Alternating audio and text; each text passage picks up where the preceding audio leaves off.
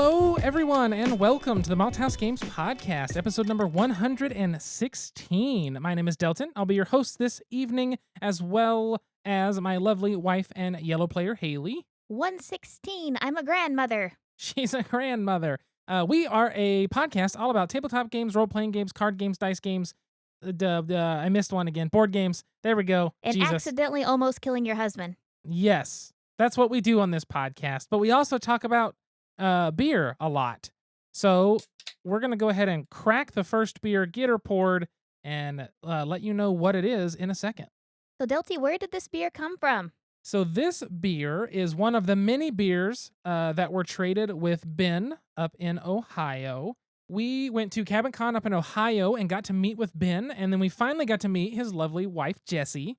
She's so sweet. She really is. Oh my goodness, we had such a fun time with them. We flew into Ohio on Thursday, picked up Tyler, did some other stuff, and then met with Ben and Jessie at a brewery there, went to a second brewery, went to a third brewery, and then finally we went back to the campgrounds while they went home. I stopped consuming alcohol about 10 minutes into the second brewery, so we had a DD because I had a little too much to drink, but it wasn't that I actually had that much. It was that it was High Point beer. I didn't have a lot of food that day, and I'm a lightweight now because I don't drink often. As much as people are amazed by it, the beers we drink on the podcast are close to the only beers we actually drink.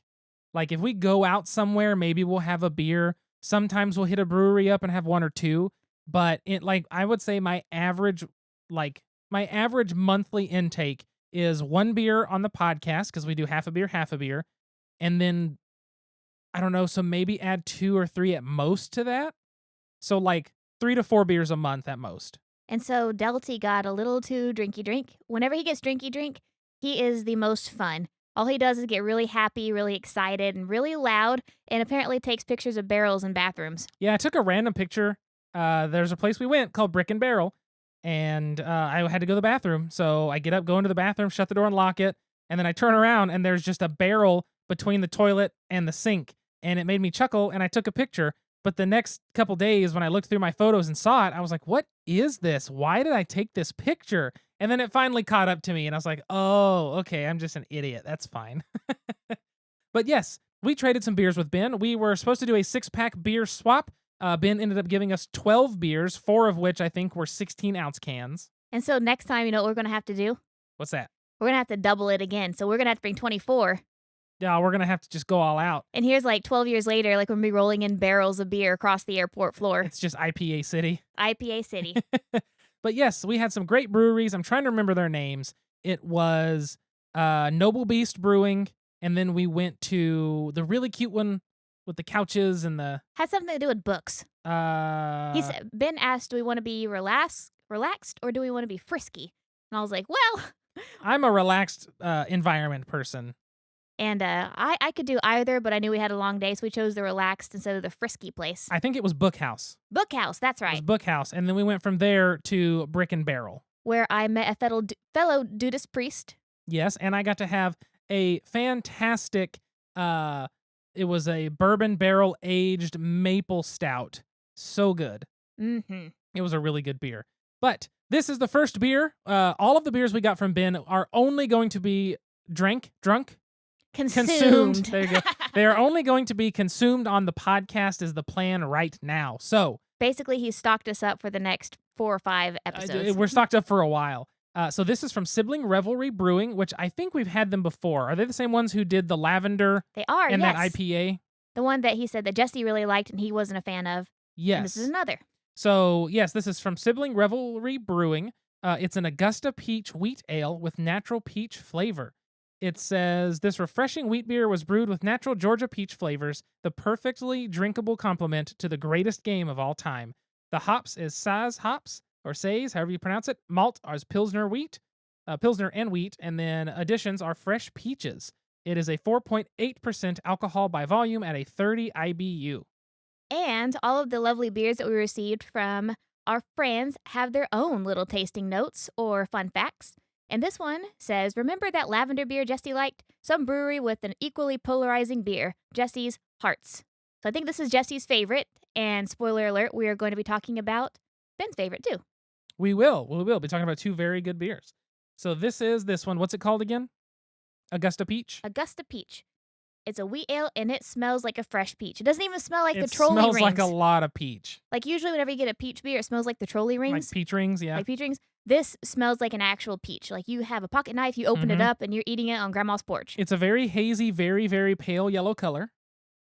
It does. It smells a little bit tart, but it has that fresh peach smell to it. I'm drinking it. Go ahead and take a drink. It looks good.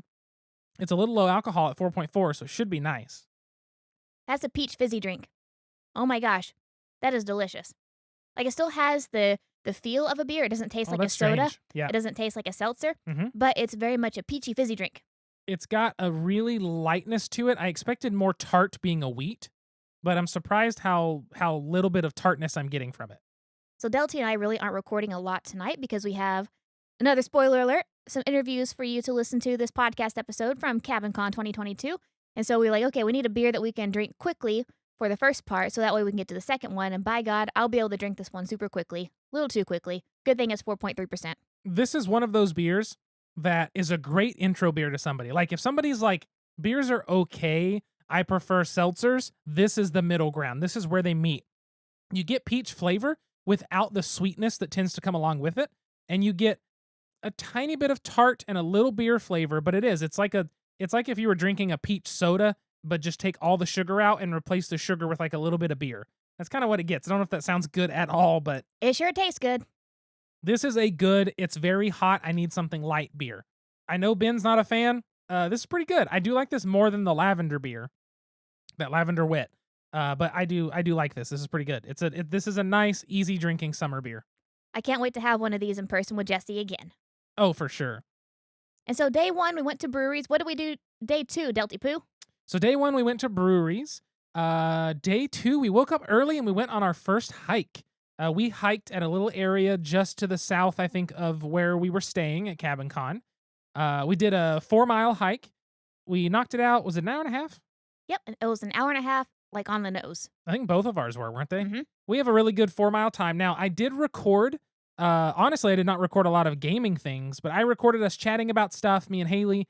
I recorded us on our hikes. I took some pictures of nature, things like that.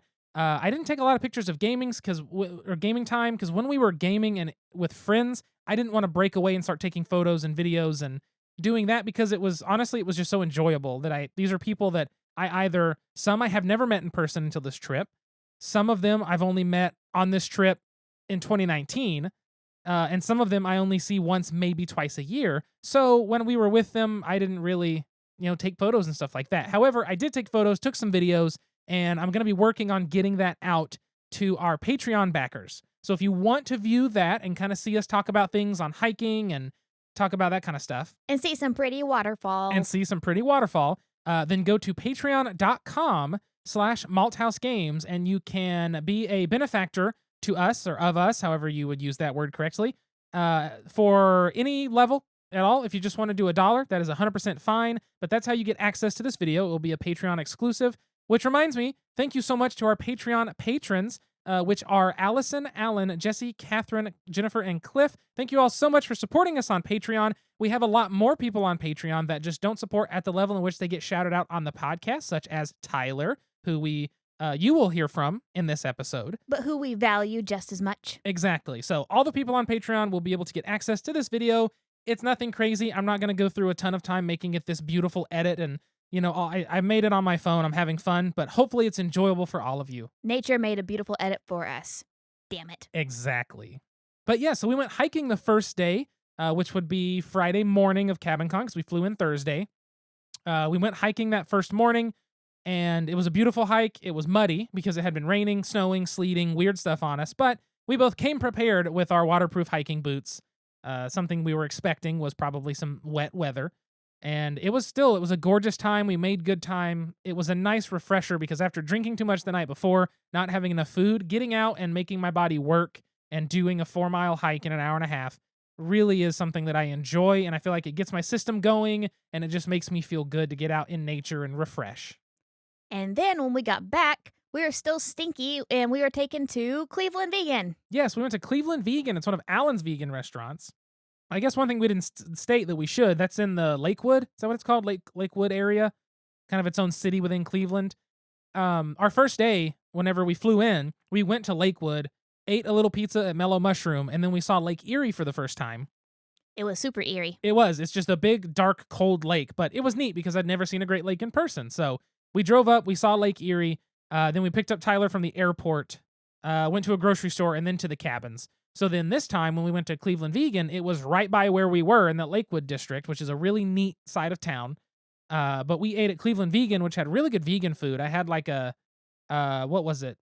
Eggs Benedict and hollandaise. I had a pancake that had peanut butter, and then it had a coconut bacon, which was phenomenal. But the whole place is vegan. It was really delicious. And then Alan bought me a candy bar called, was it 2 Thumbs Up? Yes. Or a Thumbs Up? It's basically a completely vegan version of a Butterfinger, and hot damn, it's so good. I just now remembered about it because I'm so used to not. I'm going to have to order some of those from Amazon coming up soon, but absolutely delicious. You should look it up. It is a Thumbs Up candy bar. They have, the same company has a bunch that are a take on the candy bars with a different name. They're a little more pricey, but it's because they're fully vegan, and I will do it. That Butterfinger was so good. And then after that, we went back to the cabin, took a shower, and played some games. We did. We played games with everyone, hung out with everyone. And I think it was that day. So Ben was only at the cabin on Friday. And so we, on that Friday, we made sure to grab Ben and sit down with him and record a little bit, which we have here for you to listen to. All right. We're here at CabinCon in Ohio with Mr. Ben Canellis that we've had on the podcast before. Oh, hi. So hi, glad Ben. to be back. Back and in person. We decided we're going to tag people in this podcast and hit up our friends and make them do recordings. So we kidnapped Ben and brought him to the secret library, which we talked about in that episode. No, we talked about it in some episode when we talked about last CabinCon in 2019. Yes, and if you don't remember Ben, so Ben actually gave us our first review copy of any game for our podcast. Which was Bitten. Yep. And he has since designed many wonderful, beautiful games, including Bitten and 3 Laws of Robotics. And what is the mega game? Shoot, I can't remember. Vampire the Masquerade, Vampire. Blood Feud. There you go. Blood Feud, yes. Yeah, the massive box that we got to see at BGG-Con is so big. I was like, oh, no wonder this had a big Kickstarter. Yeah. Oh, gosh, which is super cool, though. You'll get your money's worth if you backed it. For sure. Yeah, so last night, for a quick backstory, I guess we did some video recording of this, of our days, but we met Ben and his wife at some breweries in downtown Cleveland. Ben, do you want to talk about some of the breweries real fast? We started out at Noble Beast and enjoyed ourselves there. And then Haley and Dalton said they wanted something chill, so we went to Bookhouse Brewery and continued there. Very good. We were thinking about wrapping it up, and the barkeep there was like, no, you should go to Brick and Barrel and have this specific beer. And then Dalton went there and had that specific beer. And then was feeling mighty good at the end of the night. A little too good. Just think, so Ben gave us the option. He said, do you want to go to like a cozy bar or a frisky bar? Just think if we would have chose frisky, what would have happened? Well, we would have ended up at Goldhorn Brewery where they had pinballs and cornhole. Pinball's fun. So that was meant to be the surprise, but we played it chill. We played it chill. Well, I appreciate that. And we even did a little beer exchange. So I've got a 6-pack of wonderful, delicious IPAs that I'm very excited from. And we've got 2 6-packs. Some of them are 16-ounce cans. It's not fair. Of a random assortment of beers. So we got to get him back next time. Yeah. So you'll be hearing about those beers on the podcast at some point. For the next 3 months, really. But if we do those every month, it'll be the next 3. But we'll probably make them last a little bit, for sure. But yeah, it was a super fun night. And now we're at CabinCon. This is Ben's only night here. Yes. Sadly, on Friday. Welcome. Well, good to be here. I'm making the most of my short amount of time that I've got. Yeah. Which is good. Spending it thank with you for letting us pull you away. Yes, thank you. So I'm trying to think of trying to think of good questions for Ben, and Haley had, I think, just kind of like the perfect question. So what brings you back to CabinCon? What keeps you coming back every year? Oh, CabinCon is fantastic. I love conventions where I get to sit down and play a bunch of stuff that other people already know. Right? You don't have to teach anything. Yeah. Right. I mean, I guess since I do a lot, since I do game design, I come to conventions with the express intent of I'm going to play new things as much as possible. Yeah. And I just know that people come here, they bring a whole bunch of games that they're all hyped for, so like I can experience all of the new hotness. And since I haven't really been doing any board gaming here for the past couple of years, like there's a lot of new hotness that I've met that I've missed, and a lot of it's like sort of like lukewarm hotness at this point because Yeah. you know. Well, and then today though, even though there's all the hotness, you played Glory to Rome. Yeah. Which, how was it? I love that game. I've never gotten to play it, so we're gonna have to try that this weekend. But that's awesome because a lot of people, that's a Grail game. Well, Really. I mean, it was my last air quotes here acquisition before COVID hit. I had played it. Oh. I had played it with somebody else who had a bootleg copy, Okay. and I thought it was fantastic. And I was like, I'm interested in this game. How can I get it? And that's when I learned the story of the black box and all the stuff happening. Yeah. So I was like, well, I'm going to put together my own bootleg copy, and I put together the whole thing, did all the friends. Yeah. It's almost just as expensive as finding the black box. Well, I mean, copy. it's like time. Yeah. It's time and effort and stuff like that. But to get a copy of myself, and then I had it all packed up, and then COVID hit, and so it's just been sitting in my board game shelf, sort of like taunting me, looking That sad. stinks. Oh man. That's no good. But I got to play it here. It was really nice to dust that off, and it was just as great as I remembered it. And so I was like, yeah, I definitely made the right call of putting together my own kit for this. So Something I've looked at doing. I just never know where to start, and it's hard to figure out. But one of these days we should do that so we can actually play it and see what all the fuss is about. Because so many people are like, "This is such a great game. You're just missing play out." it here. I know. I need to do that this weekend. That's what I was very glad that this time for CabinCon we started on a Thursday through Sunday instead of Friday, because me and Haley were talking earlier, and I was like, yesterday was a big day. We traveled in, we went and met you guys for beers. We stayed up to like 1:30, did a hike this morning, and normally if this was Saturday, I'd be like, well, we have to go home tomorrow, and it would just feel bad. So it's nice having that whole extra day that we get to spend time and play games and just hang out. I'm very glad they did that. That way I can play Glory to Rome, and we brought some games we want to play, and Tyler brought one that I think we're going to play tomorrow. So Yeah. More time to be with friends. I'm gonna be missing out. So sad. I know. Oh, man. You can always come early in the morning and then really late at night. I don't think that's No, gonna happen. That sounds like a bad time. Yeah, it sounds like a bad time, but Yeah. I'm glad you guys made it. I know. We are too. Yes, It's we very are fun. too. What brings you back to CabinCon? Oh my goodness. Friends. Friends. Friends is the big one. Being able to sit and play with friends and talk to friends, and a lot of the larger conventions, like we get to see each other, but sometimes it's in passing, or somebody's working, or having to coordinate schedules. It's really busy. But things like CabinCon, where we can sit and we can have a beer, or we can sit and we can play some games, and there's not this pressure to sell, there's not this pressure to market, it's just this pressure to just be. And that's what I really enjoy. And if you're listening and it sounds awesome, you should probably come next year, because we're always looking for more friends at CabinCon. It's just so chill. I mean, it's like, you have to bring your own bedding, you have to bring your own towels. Like it's very bare bones, but they just provide a structure and location for everyone to spend time together. And like even if like sleeping here it's not a 5-star hotel, but that's not why we come. We can do that at How any often other do you go to a convention. gaming convention and sleep great anyways? Right. That's true. Yeah, we're always up too late. You're up too late, Yeah. and then you're crashing, and the people are making noise, and someone's got to get up early for some event that they signed up for. Yeah, So it's a disaster. Yeah, it's always a mess. So But CabinCon's fun. We're glad we got to come back and just see all our friends and hang out, and it's definitely one that we're going to try to do super often. Oh, for sure. Who we got? Hello. Hello.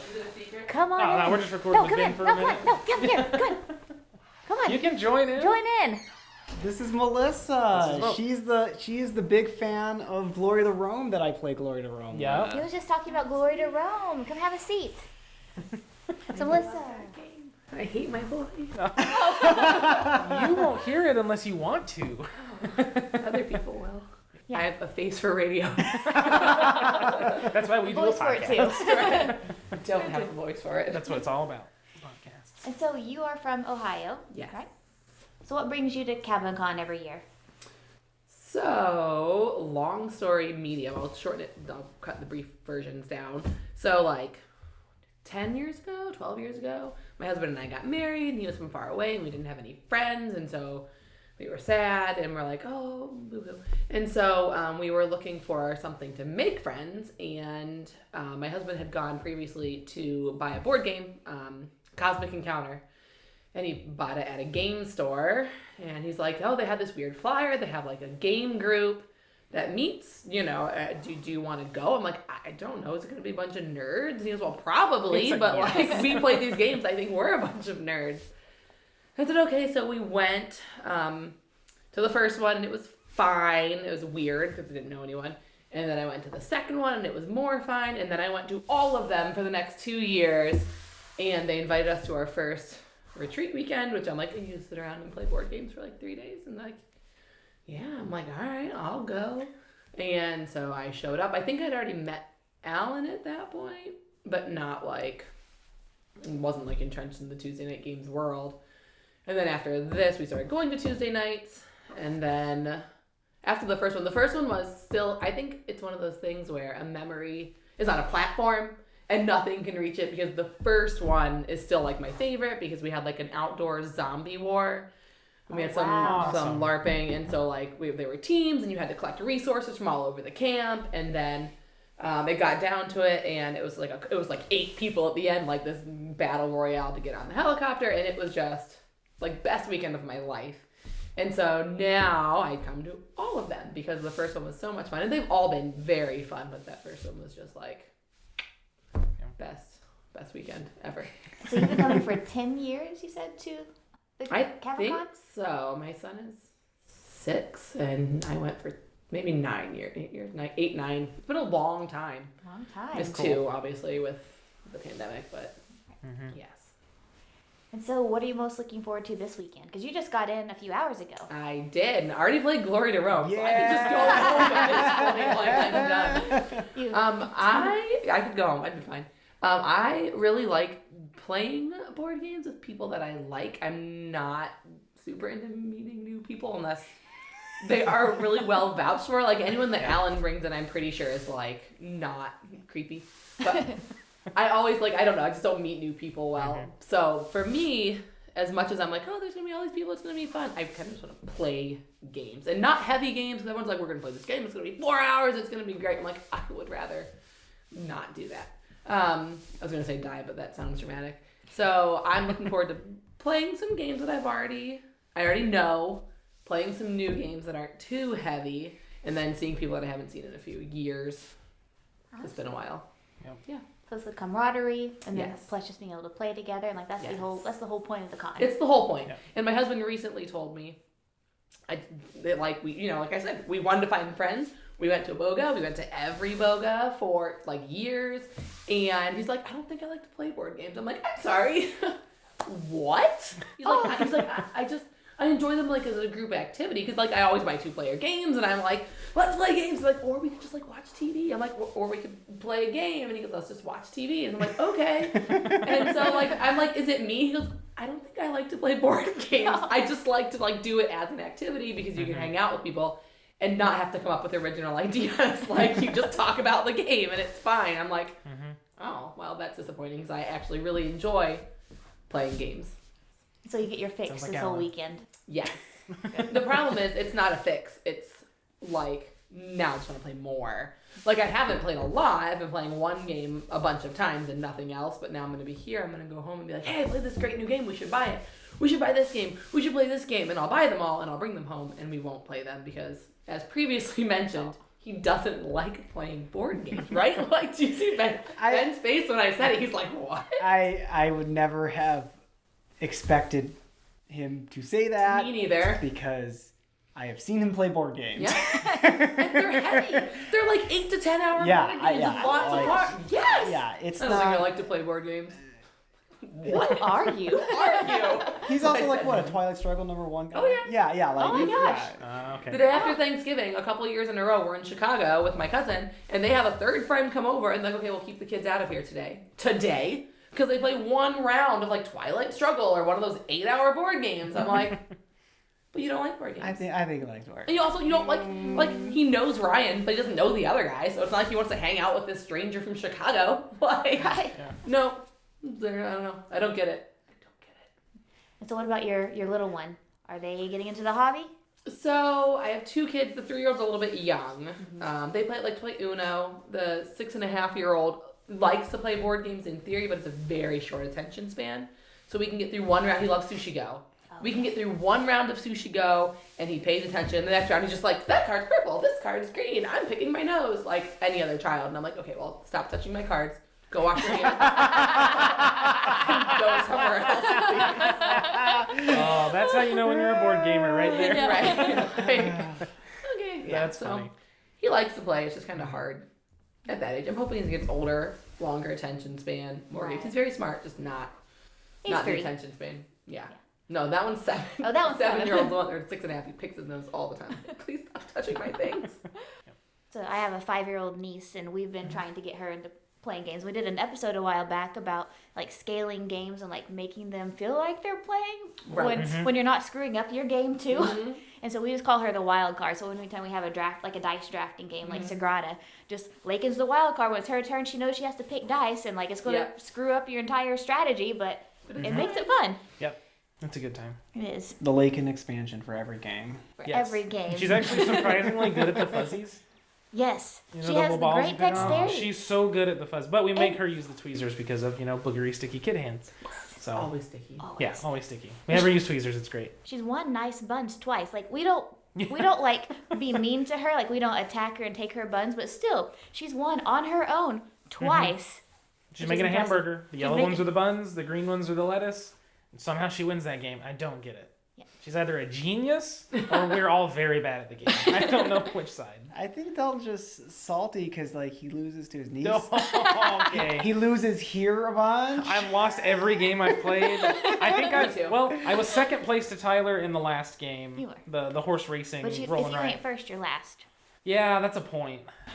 That's bad. I lose a lot.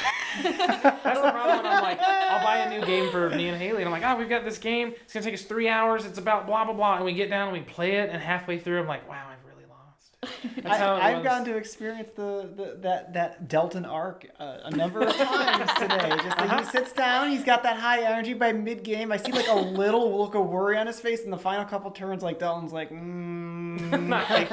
need to change my strategy. It's like the game's over. The game's over. We need to play Seven Wonders at some point. We talked about that. But the Seven Wonders is that way. I'm like, I'm doing this. I got a plan. We're going here. And military's looking pretty good. I should probably cut them off. I'm going to keep doing this. And then halfway through the game, it's like second phase. I'm like, okay, doing decent second age, couple free cards, and third age comes around. I was like, I can't afford any of this. What did I do? And then it just crumbles. And it's always bad. I don't know what it is. It's not always fine. fun in games when you're playing Seven Wonders. It's not always fun in games. It's a curse, but it's fine. I have first player. I almost always win a game the first time I play it. I won Seven Wonders. I won Glory to Rome. First time I play it, I'm like, this game is amazing. This game is so easy. And so I'm like, let's play it again. And I lose every other time. I'm like, what was I doing the first time? I had no idea. I was just like, I don't know. And I win. And so I'm like, I can totally with the strategy. I lose. So I have unrealistic expectations of how often I win board games. The first time, every time. Then nothing. You just think on your feet really well. I guess so. I guess maybe people same way with chess. I win chess all the time. Do you know why? Because I don't know how to play. I'm like, I don't know. Like I know how they move, but like people are like, why'd you do that? I'm like, we'll never know, will we? I don't know. Intuition. I just move things. I've been studying the Russian games from the 40s. That's exactly what's happening here. Mm-hmm. Horsey goes L. Horsey goes L. Oh, that's like quote of the day right now.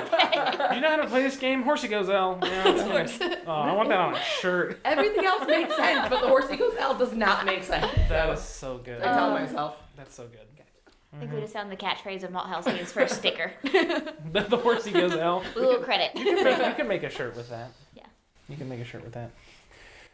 Well, I guess we can wrap up the recording and get back to gaming before we eat up all of Ben's time and Melissa's time, everybody's time. We may not always win our games, but we're all winners at CabinCon because we're with our friends. I hope so. Yeah, that's true.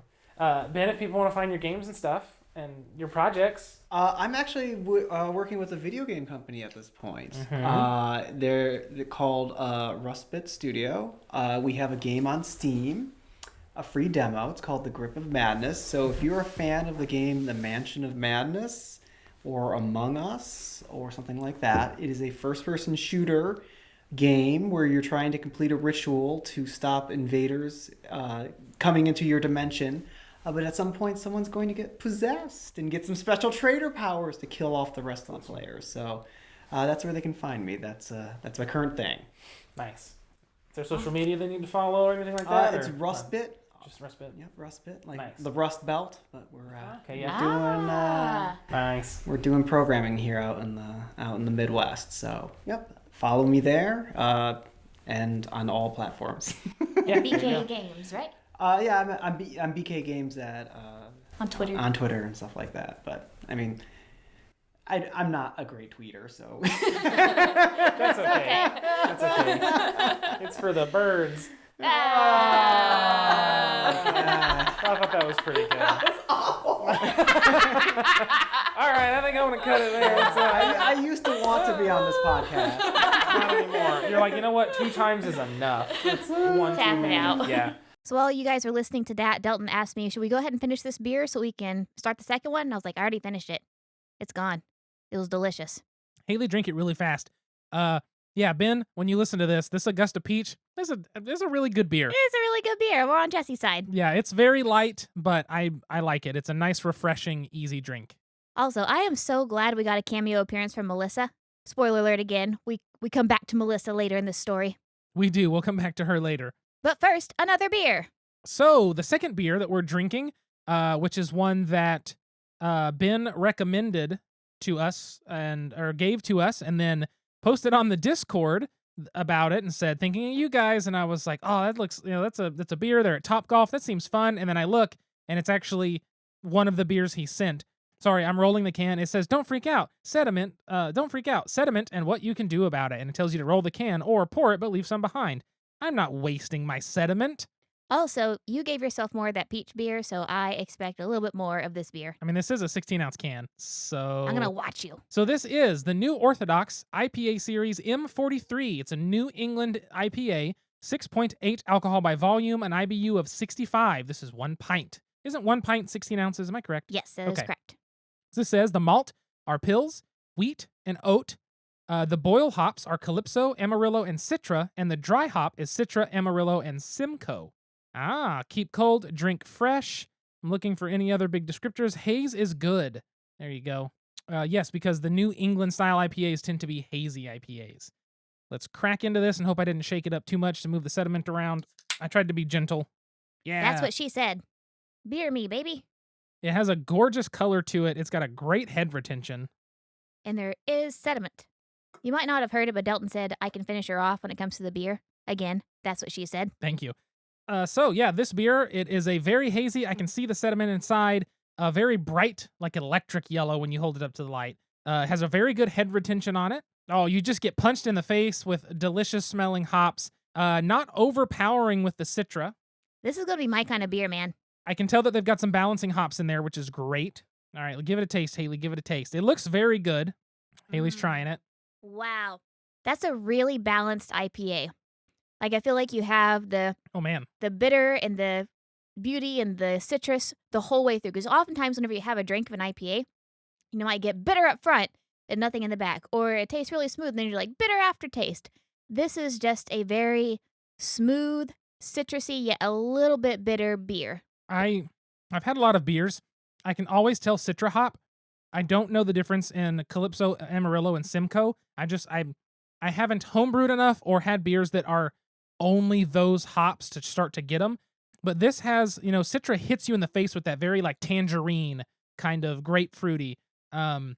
This is much more toned down. It's more of an all-around citrus. And I think that the oat that's in the grain bill, because it's got Pils, malt, wheat, and oat. And I bet the oat that's in the grain bill really adds a bit of smoothness and a bit of texture to it. But it's a surprisingly smooth beer. And so according to Ben, this is it. ... The greatest beer of all time. I had it in Michigan and am thrilled to have found it for you.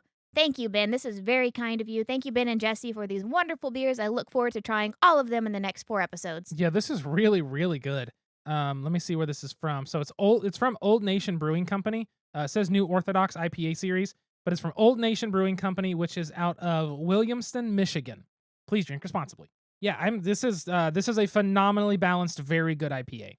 I like that a lot. And so, on day 2, was it? Yeah, day 2. So after talking to Ben and Melissa, That's when we got ready to do This House is Haunted. And when I almost killed my husband. Yes. You just thought I was being a goober at the beginning, but no, this is a podcast about how you can almost kill your husband. So we've talked about This House is Haunted before on episodes about scary games and stuff like that. I've never gotten to play it. It's a game you can get on GameCrafter.com, and it's a game about, essentially, you're all working together, and you're trying to go to different rooms in whatever house you're in, or in our case, a giant cabin. You're going to different rooms, and there's a deck of cards. You take the top card, you read it, and it's either a haunt or something special, or it's good points or bad points, essentially. There's some other extra details to the game, but you're trying to have more good points than bad points at the end, and there is a chance for you to become a bad person or on the bad team, which then means you want bad points. So, in the game, there are things called haunts. Now, haunts are when you're in the room, when you go to one of the rooms designated and you draw a card off the top of the deck, that card has a haunt, and that means you stay in the room as a ghost and you do something. And depending on if someone is sent to that room that you're haunting, depending on their reaction to whatever you're supposed to do, it can either free you from the haunt and let you come back, or it traps them with you where there's more than one person haunting that room. Now, to set the mood for this game, all the lights are off. You're walking in the dark or using the screen illumination from your phone. I cheated and used the flashlight on my phone in the basement because it is pitch black and there's stuff everywhere in that room. I did not want to trip. Like, okay, so this cabin is like, I don't know, at the very least, this is 80, 90 years old. Yeah. The whole campsite's been there since the 1860s, but this cabin is at least 90 years old, as evidenced by artifacts I will tell you about later. Spoiler alert for the 4th time. Yep. So it's a giant cabin, right? You have the big open room in the front, then you have a kitchen, and then behind the kitchen you have like the coolers, then you have rooms behind that, and then another section of rooms behind that, and then 2 big rooms in the end that have fireplaces and stuff. Then off the kitchen the other way, you can go outside into the storage room, or you can go further outside down the stairs into a basement that opens into another basement that has another room, and even further back into the murder room is what we called it, because it's all the way in the end of the basement by itself. And you have to walk past an old wheelchair, a bunch of old instruments, some Yep. Halloween decorations from the 50s, Yep. some old files of biology textbooks and notes from like 1940s, a whole trunk of shit, and just like the most random eclectic array of mannequin body parts and other things that really shouldn't be in a cabin in the woods. Yes, it's very, very spooky. But basically, you're in all these places, right? Oh, I guess that's not to mention in the cabin that you have the other stairs that go to the outdoor library or down the stairs to the rec room and then through a door into the phone booth and bathrooms. So it's massive. But we had locations all over with a deck of cards. And that deck of cards is where you had to get the cards, whatever. So everybody gets sent to these rooms, right? We're playing. It's spooky. It's a game where it's very much you have to embrace the spookiness, embrace the eeriness, embrace the way you play, and don't spoil it for other people. Don't be laughing and giggling and things like that. Try to, play along. I was really good at playing along because I was legitimately terrified the entire game. Yes, it is a very scary game, but at one point, I get sent down to the phone booth, which is in the rec room. So let me tell the story before that. Go ahead. So, we're about to play this game, and Melissa says, nothing can scare me. And I was like, all right, I get you. She says, nothing can scare me. I am not easily scared. I'm like, I'm the opposite. I'm scared of everything. I'm scared right now. And we haven't even started the game. We're just talking about it. And so I get sent down first to the library outside. So I go to the library outside. I go draw my card, and it's a haunt. So the haunt says I have to wait in the room, and I have to wait for the next person to come in, and I have to scare them. If I successfully scare them, then the curse's haunt is broken, and we both get to leave. If I don't successfully scare them, then they're stuck haunting the room with me. And so I get that card, I hide under the desk, and I wait. And I wait. And I scroll Twitter because I'm waiting. And I wait. And suddenly somebody comes in. I hear them open the door, close the door. I hear them come around the side, and I jump out and I give out this blood-curdling scream. And Melissa goes, hello, Haley. Like, damn it. I tried so hard to scare her. And she goes, well, I kind of jumped a little, so we'll count that as I got scared. I said, okay, fine, because I didn't want to wait in the spooky library anymore. Right. And so we go back. I'm finally freed of my curse. We go back to the room. They say, okay, Haley, I want you to go to the phone booth. The phone booth, it is down in the basement through like 2 different doors. Well, it's not the basement, it's the rec room. The rec room. But you have to go like downstairs. You do. A lot. So it is a kind of basement-ish area. So I go down there. I go to the phone booth and it says, it's basically the same card, except now I'm a zombie. And it says, you have to hide and scare somebody. If you scare them successfully, the curse is broken, you get to go home. If not, then you're both stuck down there. So I'm like, okay, well, last time, I think people are like waiting for a scream, just like Melissa was. She was waiting to be scared. It's like, okay, well, it's pitch black. All you can see of others is maybe a silhouette. And so I'm like, okay, I'm going to sit in the middle of the room in a chair. And I'm just going to wait for somebody to walk by me, see me out of the corner of their eye, and just like jump. You know, like you see someone and you like jump, like, okay, that'll scare them. They're not going to expect that. And so somebody comes down. I'm sitting in this chair. My head's kind of cocked. My hoodie is over my eyeballs. And they walk by me and they walk back out. Okay, fine. So then, about 10 minutes later, I'm like, okay, I'm sitting here waiting. I really don't like sitting with like empty space behind my back. So I'm going to sit against the wall. And I'm going to wait for somebody to come by. I see another figure come in, walk right by me, and in my head, I'm like, there is no way I'm going to sit here for another 20 minutes alone in this spooky room. And so they start to come by me again, and I just jump out and I scream. I see this figure. I see their legs go up. I see their body go back, their head go back. I see their phone shoot across the room into the brick wall because their light is on, and they just go, boom, and I hear thud. And then I hear them scream, and I run up to them. I think, haha, I scared them. But then Dalton is not moving. Yes. So I come down the stairs to this spooky-ass room, and I go to the phone booth room, which has a door with a window. There's no window, so I peeked through thinking, this is a good spot to scare someone, is pop your head up through that window when they're going to open the door. Be perfect. But go through, get my card, trying to read it. So Alan had a drum. He would hit it just boom, boom, boom, boom, super, super loud, so everyone that was in these rooms could hear it, and if you weren't haunting the room, that was your signal, hey, come back, you've got about a minute and a half to get back to the room, and then we're going to start the next session of, figuring out cards and sending it people to other rooms. I hear that, so I'm like, okay, I can't really read my card right here, so I'm gonna keep moving. So I leave out of the little phone booth room, and I'm in the rec room, walking toward the stairs. I'm looking at the card in my hand, using the screen of my phone to try to read it. And so I'm like hunched forward trying to read and walking forward. I just hear this scream, and it startles me so badly that I throw my phone forward about 20 feet into the wall, 20, 25 feet, hit the wall. I yell because I freaking shit my pants. And then I hit the ground with my hip and elbow, and then I smack the back of my head on the ground hard enough to throw my glasses off of my head. But here's the thing. Dalton was saved. I had my life saved in that moment because I hit the ground hard, and I mean hard. If you see the size of my head, I don't have a small head. I'm not a small guy. That was painful. Y'all wonder why we don't want kids. I don't want that head. Right? I hit the ground, glasses came off, and I just reached back and picked my head up off the ground with my hand a little and kind of was like, oh. And at the moment when I hit the ground, I was like, oh, you got me. Like, I said something audibly, right? I never blacked out, thank goodness. Never saw stars, never got nauseous. I just had a headache for like 3 hours. But because here's the thing that saved me is I had a beanie on. And you know what a beanie does when you have any kind of hair under there? It kind of squishes it down a little bit toward the back of your head instead of up high, right? Well, the only thing that saved me from truly cracking my skull on the concrete was the fact that under that beanie, I had my man bun in the perfect spot to where my man bun is what made contact with the concrete.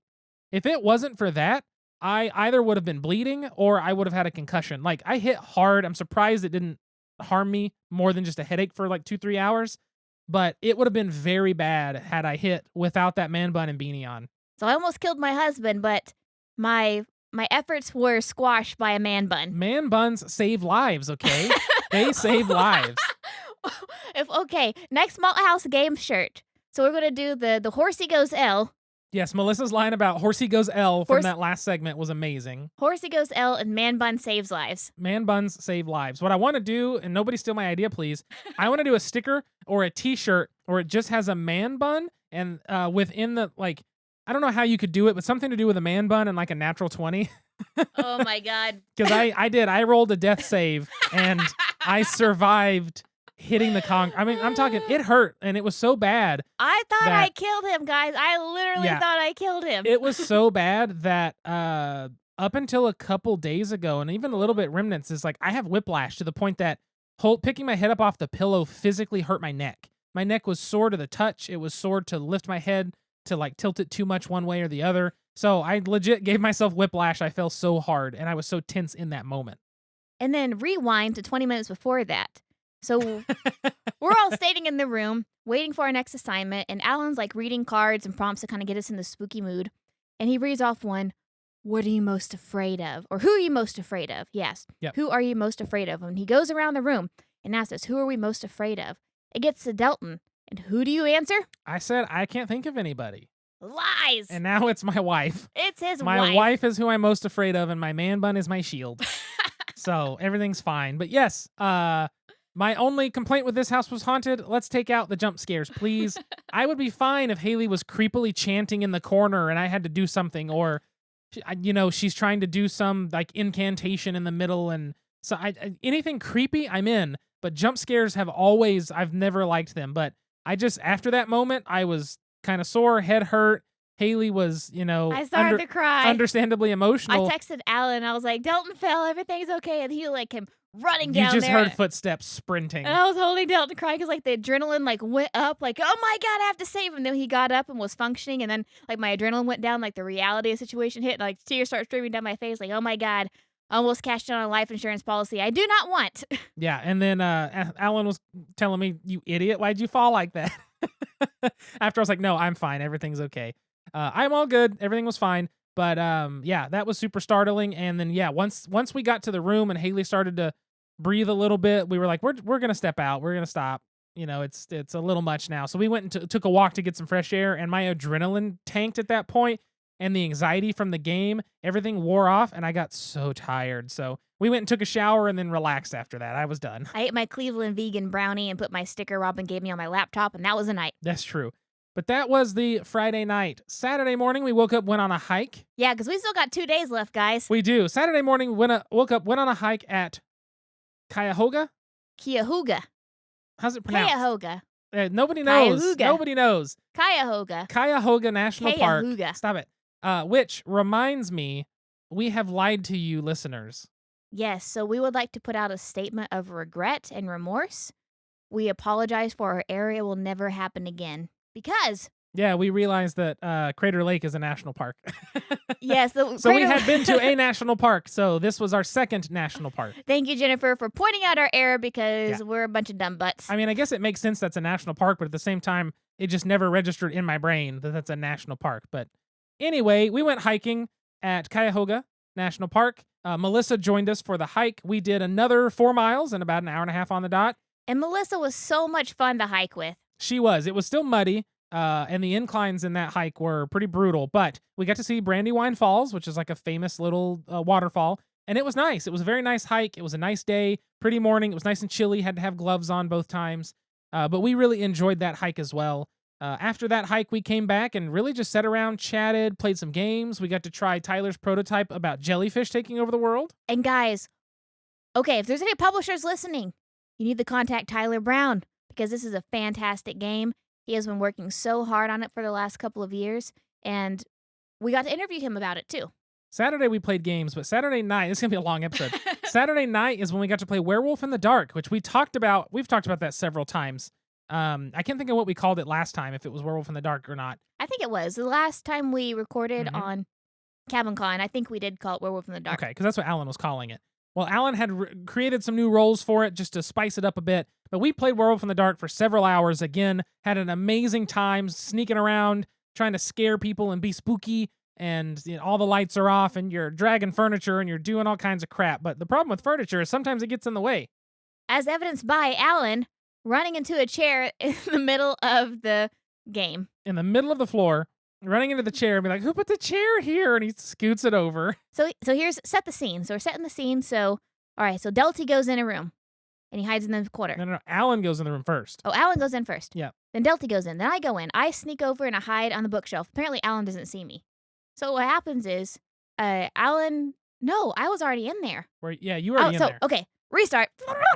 Rewind. Would you like my rewind? It was weird. Just go. Just go. So, rewind. So, I run in a room. I hide. Dalton runs in the room. Goes to the other corner. He sees me. Eye contact. I don't see Alan. He runs in. I hear... Who put a chair in the middle of the floor? Who put a chair here?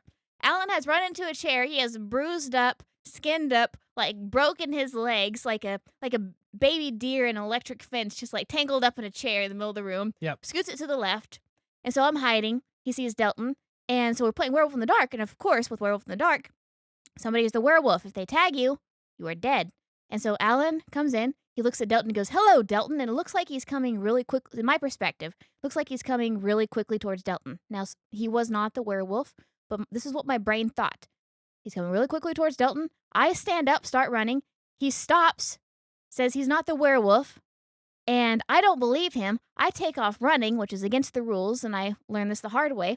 I take off running, run around the tables, run exactly into the same chair, tangle up my legs like a baby deer in an electric fence, and I still have the bruise and the bloody marks on my legs from tangling up in that goddamn chair. Her and Alan both ran into the same chair. Haley after Alan, and then when we're walking back to Sanctuary, once somebody called dead body, they're both limping but on opposite legs, and so it's the funniest thing in the world. I laughed so hard. But I really thought he was the werewolf as he came to you. Well, because he was like, "Hey, Delton," and then started walking toward me, and I was like, "Don't do it!" And then I jumped a chair and nearly knocked the chair over with me jumping it. Start running. I guess I scare Alan because he doesn't know I'm hiding in there. Yeah, it's just like, geez, what's happening? But Werewolf in the Dark was a great time, absolutely phenomenal time. Again, it's definitely like the highlight moment. We stay up way too late doing it, get very sweaty, so we had to go shower again. But very, very fun time. But later that night, we're all kind of hanging out, and before it gets too late, because it was after 1, we actually grabbed Alan and Tyler and wanted to record with them for a minute, so we'll let you listen to that now. All right, we're here in the private room of our cabin at CabinCon with Alan and Tyler. Hello. I don't know if you heard that, but anyway, we're hanging out. We just got done doing, what are we calling it now? Werewolf in the Dark. Doing Werewolf in the Dark, which is essentially... it's Werewolf in the Dark. It's like hide and seek on steroids. It's werewolf meets hide and go seek. So you play werewolf during the day phase, and at nighttime, the werewolves hunt people and hide and go seek. And it's amazing until you run into chairs. Oh. Yes. Both Alan and I can attest to that statement. It's great, though. We've talked about this before on the podcast, and I feel like everybody needs to play it, and that needs to happen, but, in time, I'm sure. If you check out our episode from May of 2019, you will find a description of our last playthrough at CabinCon2019, but this is CabinCon2022, and this time it was a little bit different. Alan had created some cards for us. He had new characters for us to play. We had new friends to hide with. We had some spooky places, and, of course, a few strategically placed chairs for Tyler the Ghost to drag around and for Alan and I to run into and get hematomas. So. Yeah. And the ghost had special abilities this time. My favorite of which was the Photogeist, where you walk around and instead of having a candle, as you shamble around trying to find people or whatever as a dead ghost, no longer official in the game, instead you have your camera. You get to take pictures of people. It was amazing to just like blind people in the darkness, boop, and then just make David mad at me, and he's like, get out of here, and he had to leave the room, and then I just follow him and take a photo, just illuminating his back to everybody. It was hilarious. Now I know what Britney Spears feels like when she goes to breakfast. Exactly, the paparazzis. Yes. Paparazzis. Well, Nariel couldn't find the last victim, my cousin Rachel, and so I was just taking pictures of the bathroom from afar, and he was like, why are you doing... Oh, and so he was able to find the last victim for the game to end. Oh, I thought he killed her after he killed me, because he went and looked in that bathroom. She was the last one that was killed, but he found her because of the pictures I was taking. And that's the point of the ghost. Yeah. Yeah. I kept getting in his way with the chairs, just dragging chairs in front of him and leaving them in front of the doors and then just dropping them. Because you were the poltergeist, where you I was legit the poltergeist. allowed to drag furniture. Yeah. Good It's times. an awesome time for sure. So the question, so we talked to Ben yesterday And Melissa. Melissa, who came in, and we invited her in to talk. And so the fun question was, what keeps you coming back to CabinCon? Because we've talked all the time about how much we love coming, but we like to hear from other people about it. There's a "that's what she said" joke that Alan's wanting to crack here. Yeah, but that's not my job. That's Haley's job. That's what she said. There we go, we did it. But yeah, so what keeps you coming back to CabinCon? Honestly, it's the excuse for you all to come into town without the distractions of a exhibit hall.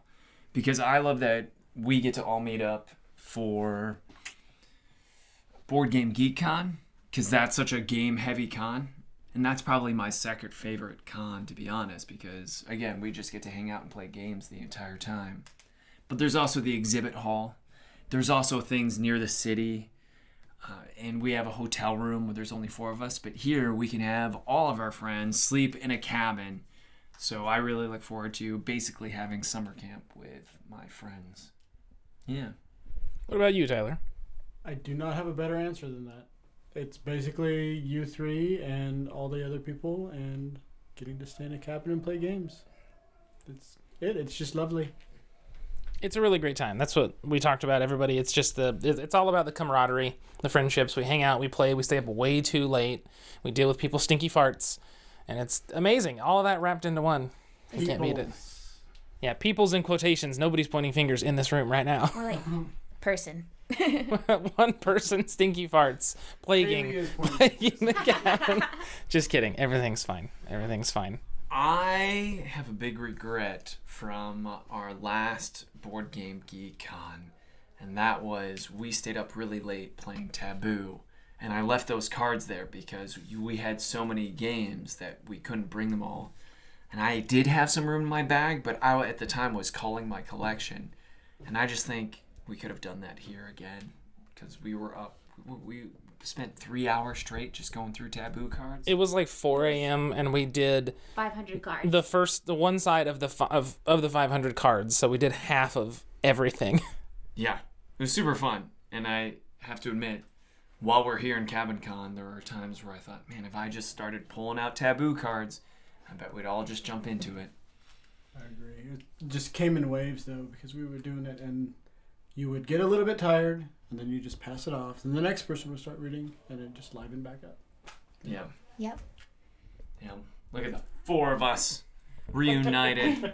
And it feels so good. She got it. Ah. All right. Yeah. So, aside from what brings you back to CabinCon, what's given? I feel like I have not played as many games as last CabinCon because we've been catching up and doing stuff, and it's not a bad thing at all. But thinking about that, even, or I guess excluding that, what's your favorite thing you've played this weekend outside of Werewolf in the Dark? I was very surprised with, what is it called? Ghosts of Christmas. Ghosts of Christmas, trick-taking game. I was very skeptical at first because it is basically you play 4 hands of a trick-taking game simultaneously. Brutal. And it seems very intricate. I was like, man, this seems needlessly complicated. But as a huge fan of trick-taking games, it wasn't until after our first round, because you play 3 full rounds for a game. And after that first full round, all the tumblers clicked into place. And I realized, oh man, this is the trick-taking game that gives you the most control over your score and your points. Because a la Spades and Skull King, you predict how many tricks you think you can take. And you really do have a lot more control than you would in any other trick-taking game. Including Schneider. Which is Alan's game. Yeah. To be continued. To be continued. Right? Yeah, not yet published, but yeah. Tyler, what was your favorite? I feel very guilty because I've spent so much time pushing my own prototypes on people. So I've played a lot of my own games, but I really, out of the games that are not mine that I played, obviously I like Christmas Ghost, or I wouldn't have would not have brought it to show Alan. You realize if he even edits that, and you just sound like a madman now. If I would not brought it.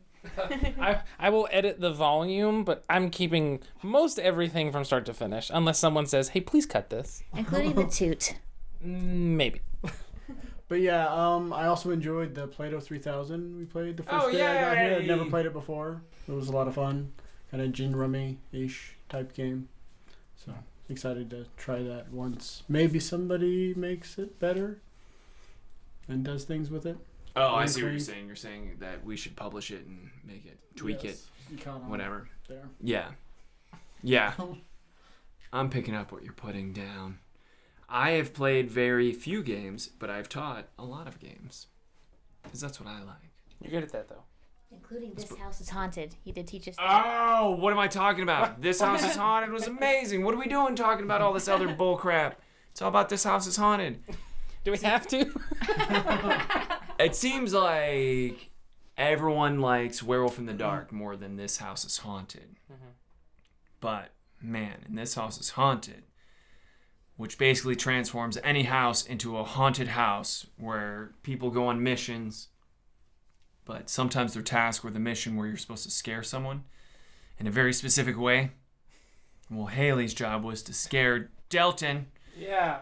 and she did such a good job that the witnesses from afar just heard one scream, then another scream, and then a thud. So it was like, boom. Yeah, the thud was me throwing my phone against the wall and falling and landing on concrete and then hitting my head pretty hard on the concrete, only being saved by the man bun, the hero of this trip. The man bun saved the day. No one can ever make fun of it again. But This House is Haunted is awesome because it does have the atmosphere where you walk in a room and you're expecting potential creepy things, and it's got that constant anxiety and anticipation, and I think that's what just makes it awesome. Yeah, This House is Haunted is, I think, legit the only scary tabletop game I've ever played. If you can call it a tabletop game, but I think you do. Would you Yeah. call it a tabletop game? Yeah. I don't think so. That's where I'd place it. Yeah. Yeah, it's a tabletop game. Yeah. And you get it from GameCrafter, so if you ever want to have an actual scary experience, like a legit scary experience, then that's on GameCrafter.com. This House is Haunted. Edit it to make me sound so eloquent, please. Go to GameCrafter.com. We're not sponsored, but we can be. That's basically the pitch, right? All the time. Haley, favorite? Oh, man. That's a really difficult question because I really like his prototypes. I love 23 Knives. So Did you play 23 Knives this weekend? Yeah. we did. We did, and this iteration is definitely my favorite. I think all the changes he's made. We played online? Just slightly. I changed some player power, the character powers, and it went really well. Like, it felt great. Nothing went wrong. Nobody had really any questions. Just smooth, and everybody was laughing and going after each other. Nice. And it was the biggest landslide, though, so. Yeah, I dominated. Don't have the Killed most blood on Caesar his by hands. like 38 knives, and Delton had like 17 blood, and yeah. He won. It was dumb. I won by a lot, but it was also very fun. So 23 Knives, what was your favorite of... What's your name? Tyler's? My name is Tyler. Hi, nice to meet you. Nice to meet you. We haven't stayed in a hotel room in very close quarters before. I haven't known you for like 5 years. No, yeah, but also I am very sore and tired from the chair incident. But anyways, what was your favorite of Tyler's prototypes? I think 23 Knives was my favorite. I really did love. So I don't know how much information he's given about his other game, but I love that one too. I don't want to spoil anything you haven't given. So It's fine. It's about jellyfish taking over the world. And that is a fantastic game as well, and I'm really excited for him to keep working on that, and I'm ready to play it the next con we meet up. But I think 23 Knives is ready to be published, and I am ready to buy a copy. I love it every time we play it, and this iteration I think was the best, and I'm excited for you. That's the nicest way For sure. I've ever heard someone say, improve it. I can't wait. Make it better. Yeah. Make it better so I can buy it, please. That's about accurate, but it's okay. No, it's a great game. They were fun. Everything I've played this weekend, I think I've liked. I still don't understand trick-taking games to a level that I feel like I get how to play them, but we'll figure that out after we play the Christmas one here pretty quick. Oh, God, right. We're going to play another trick-taking game. Yeah, and I suck. Yeah. I'm the wild card because I literally just don't realize how to play half the time. Well, in social psychology, they call it self-handicapping, and we see it in school all the time when students say, like, I didn't even study, or like, I don't even like this thing, or I don't do well. That way you have an excuse when things go bad. Yeah. And then you also can brag when things go good. Yeah. Yeah, it's called self-handicapping. You should never do it. I'm really good at that, though. Yeah. That and complaining, like my two biggest pastimes. I can do both very well. But you're not self-handicapping, you're self-handicapping. Because you're really good That's at too it. much for my brain this late at night. So meta. Yeah. Oh my goodness. I feel bad for your listeners. We're all so tired. I meant to do this way earlier today, but we've just had some thing after thing after thing going. Just boost it by 1.5 speed so it sounds like we're all energetic and full of coffee. Yeah. And like chipmunks. The chipmunks. It's like 9 p.m. instead of like, what is it, 2 a.m.? Yeah. Yeah, it's like after, or close to 1 or after 1 now, yeah. It's very late. What did you all think of Mothership? Oh, wait! You two didn't play Mothership. You had a group of like 8 people. There were 6. There was more than 6. There were 6.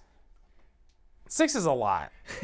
6 and a GM is more than I want to be at a table. Quite alright. I'm just throwing shade at you. However, That's great. we can play online sometime. What about well, you, oh. Delton? What was your fave? That's a tough one. I really enjoyed, as weird as it was, there's a game David brought. It's the one that I think, because obviously we can't get anything Tyler has. We don't have that to take home. One of the ones David brought, Is this the that Polterfass or something, Yeah.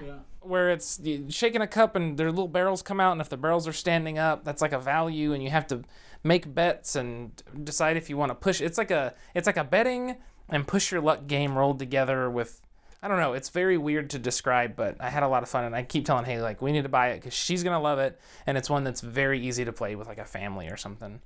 You know, people that don't play games often, or people that don't like heavier games. It's like a really good light game that's, I feel like, easy to understand. Lakin approved? It'd probably be Lakin approved. Pass the 5-year-old test? Yeah, Yeah. I think so. There you go. Yeah. Well, we can get to playing some games. Do you want people to find you anywhere on social media? Sure, but only if if you're going to come back to CabinCon next year and always in the future. I mean, that's the plan. Or else why are we here today if not next year? Yeah, you can find me doing TKTV, which is the Tuesday Night Games YouTube channel. But you can also just go to TuesdayNightGames.com and buy all our shit. Do you swear in this? I'm sorry. Yes, we do. Yes. Okay. Yeah. We drink beer on the podcast. On iTunes, or we can swear. Even if we have an episode that we say no swear words, we mark it as explicit just in case, because you just never know. I'm just going to keep it consistent. Sometimes that's what she says just come out. And That's what she said. Yeah. I guess. I don't know. That's anyway, buy all of Alan's shit. Keep an eye out. Well, not mine. Tuesday Night Games. Yes. Yeah, and that's like our official, unofficial slogan. Buy all our shit. Buy all that shit. I mean, it works for me. Yeah. Tyler, anything like that? I am completely invisible on social media. Maybe someday when I am more successful, I will get better at it. What would you like people to go follow that you're enjoying? Mothership and Tuesday Night Games, and there's also Did you pay him? who else are we friends He is with? an employee of Tuesday Yeah, Night you Games. do pay me. Yep. Well, okay, another shill. Rose Gauntlet Games is nice. Yay! We're all friends with them. Yay. Yay! Lindsay and Isaac, yay! Nice people. Excited for Keystone when it comes. Yes. Nice. All right, well, I guess we're going to go play games. Thank you guys for recording. We had Alan on the podcast before. If you want to hear from him, one of the episodes, look for it. And then I'm also Yes. in the other one where we talked about it. And then I think maybe I've even been 3. And the third one was, I think, episode... Yeah. Yep, and then we've been on TKTV on YouTube before, a month ago. Yeah. Yeah. I've been on that too. We all We have. played 23 Knives. Yeah, we did. Yeah, so you can There you YouTube go. 23 Knives and you can see how we played it live. Yeah, you can take a look. So It's a if good there's thing to any do. publishers listening, check it out because you're gonna love it, and then I can buy it, and There he you can go. make money. Yes. Okay, bye. So that is us talking to Alan and Tyler in the little private room off the side of our cabin.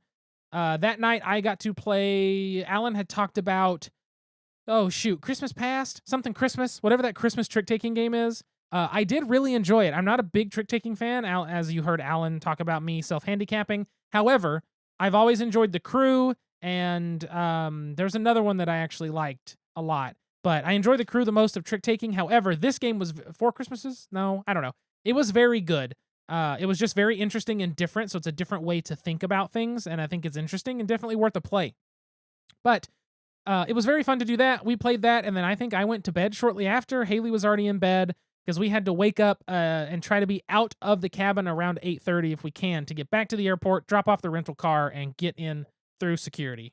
We woke up on a very snowy morning. We did. It was a beautiful snow, a beautiful morning, wonderful trip, wonderful friends, very grateful for our experience. Absolutely. It was a fantastic time, and I'm so glad we get to see more friends this year. We got to see everybody there at CabinCon. I think we're going to get to see Jennifer and Nick, it sounds like possibly, in Portland this August. Fingers crossed. Fingers crossed everything works out and we get to go up and they have, everything COVID protocol and comfort of their home and all that kind of stuff works out to where we can. Hi, Jennifer and Nick. We love you. So that's going to be exciting, and I think we're going to try to do BGG-Con in the fall in November again, which is generally when we see Alan and Tyler again. But yeah, so I'm very excited. The year's been busy already, but we've got to see friends we don't get to see, and it just feels like, I don't know, it's been nice. It's been like happy moments with happy friends playing games and just sometimes just chatting, and it's wonderful. 2022 has been great to us so far. We're very grateful. Yes. And look forward to 2023. Absolutely. Well, to wrap this episode up, I've already given our Patreon things. Haley, what was the question of the episode? And now, join us for a Malthaus Games podcast special pint-sized question. What was the spookiest and or scariest thing you saw or experienced at CabinCon22? Well, mine, I almost died, so that's my answer. What's your answer, aside from almost killing me? So that was pretty scary. I'm sure that was the scariest, but I'm going to talk about the spookiest. Okay. So the first night we're there, I think it was Friday night. We get in late. No, it was Saturday night, right? No, we got in Thursday night. Was it Thursday night? And then Friday night is when we got to play This House is Haunted, which is when you found said thing. I think. Yes. Because we were taking the tour. The tour. So Alan is giving us a tour of the cabin. He's giving us a tour of like all the closets, all the nooks and crannies. He finally has access to the basement. And we're in one of the rooms that we hadn't explored before. And we're looking around, look at all the knickknacks. And of course, this cabin's been around forever. And there's a plaque. The plaque is from the 1930s. And it lists like all the campers who have like defeated this challenge. And it's like 1934, this person, 1935, this person, 1936, this person. And not only did it have that, so first of all, this plaque is laying on the shelf next to a Catholic prayer that we all know and love, of course. And then I'm looking at this plaque, and I notice there's little stickers next to folks' names. On the bottom of the plaque, it has a little sticker that says, this sticker indicates they're deceased. So it has a list of all these campers who had won the awards, plus stickers next to their names if they had died. And I was like, okay, this takes the cake for the most spooky thing I have seen this entire trip. I'll have Delton post a picture to the Patreon so you can see, because I did take a picture so you can see who all died. You did. Now, was that in the secret library or was that in the photo room? Photo room. Photo room in the basement. Okay. No, it wasn't the photo. It was somewhere else, because it wasn't the secret library. Okay. It wasn't the photo room. It was upstairs again, but it was a room we hadn't gone into before. Okay. I'm not sure. Not sure where it would be, but it might be a room that we entered into once and it doesn't exist anymore. I don't know. Yeah, sure. It just disappeared. It just disappeared after we went into it, but I have pictures to prove. Spooky. And I'll have Delton upload it to the Patreon so everyone on Patreon can see the spooky deceased camper log. Super spooky. I don't know why you would keep that. Like all these campers won these awards or had these challenges, and you're just gonna put stickers next to them. Oh, they've died. Yeah, don't sticker any of them, and after so long, it's true for all, and it's fine. It's probably true for all by now. Like it stopped probably in like 1970s. The sticker stopped. That I could see that. But yes, there's our answers for spookiest things. Me almost dying and Haley finding the death plaque. It was a phenomenal time, as always. Just very, very fun. Even though packing was a pain because we had to take our sleeping bags as personal items on the plane they were our carry-on items because they wouldn't fit in the suitcase with everything else. We also overpacked by a decent amount, though. Also, a certain someone sent us 12 beers. Yes, a certain someone sent us 12 beers. So in the airport, we had to open our suitcase and unload things into our backpacks to make sure we were underweight and didn't have to pay the $50 fee. We did not have to chug a single beer. We That's did not true. have to shotgun any beer. And they all survived the trip. All survived the trip. So that's Hashtag good. blessed. Yes. But thank you so much for tuning in and listening to this episode. It's a little long. I apologize for that. However, hopefully you've enjoyed our stories of CabinCon and all the fun. I guess in terms of other games, I mean, we really did not play a whole lot. We played, there's the Roll and Write horse racing game. I think my phone fell out of my pocket. Don't you dare drop that new phone. Yeah, I know. I finally got to upgrade my phone. Sorry, I was going to pull up the games that we played because it's very few, but I just wanted to mention them so that way if people were curious about them. Ghosts of Christmas was the trick taker. We played Tyler's prototype of 23 Knives, his jellyfish prototype, Long Shot, the dice game, Churrascaria, cutthroat game of gluttony. We played that. We played, I'm not going to say the name. I almost did. It's Ben's prototype. And then I played Polterfass, which is an awesome game. Look it up. Polterfass. Very fun betting / push your luck game. It's one that I want to pick up. That's all the games we played aside from Werewolf in the Dark, This House is Haunted, and Schneider, which was Alan's trick-taking game. So there you go. We didn't play a whole lot, but by golly, we had fun with friends. And that's what matters. But thank you so much for tuning in and listening. Make sure to follow us on all social media at Malthaus Games, Malthaus Games. Send us an email, contact@malthausgames.com. You can ask us to try to find a beer near us. We can to review on the podcast. We can answer a question on an episode. We can cover a topic you want. Or if there's a game you love and think we should look at, let us know. We can try to either find it from somebody we know nearby, or if I think it looks interesting, I'll buy it and we can talk about it on an episode. So send those to contact@malthausgames.com. You can find me personally on social media at Delton Brack, DeltonBrack, and you can find Haley at SQUIRRELYGEEK. And don't forget, if you want to see the video of us doing hikings and things like that, that will be posted for patrons only. And the death plaque. That will be for patrons only at patreon.com/malthausgames. I'm guessing it will be up. I have to do editing. We've got out of town this weekend. We've got some plans coming up, so I'm going to try to have it up sometime in May. So if you want to see it, I would recommend probably joining the Patreon before the 1st of May. Just so you know, Delton's talking really fast and really loud. Yep. You have now experienced the tipsy Delton. I'm talking really fast and really loud because it's 6:43. We have to still cook dinner and wrestling starts at 7. Wrestling. So I'm trying to get through the ending and make sure I hit everything on the head. Go to malthausgames.com, give us a 5-star review, give us a good rating wherever you can, tell your friends about us, and play all of our episodes 18 times a piece. That'll give us many more views, which is helpful. Anything else I'm missing? I guess that's everything. Until next time, sit back, relax, grab a drink, and play some games. See you all later. Goodbye. Bye.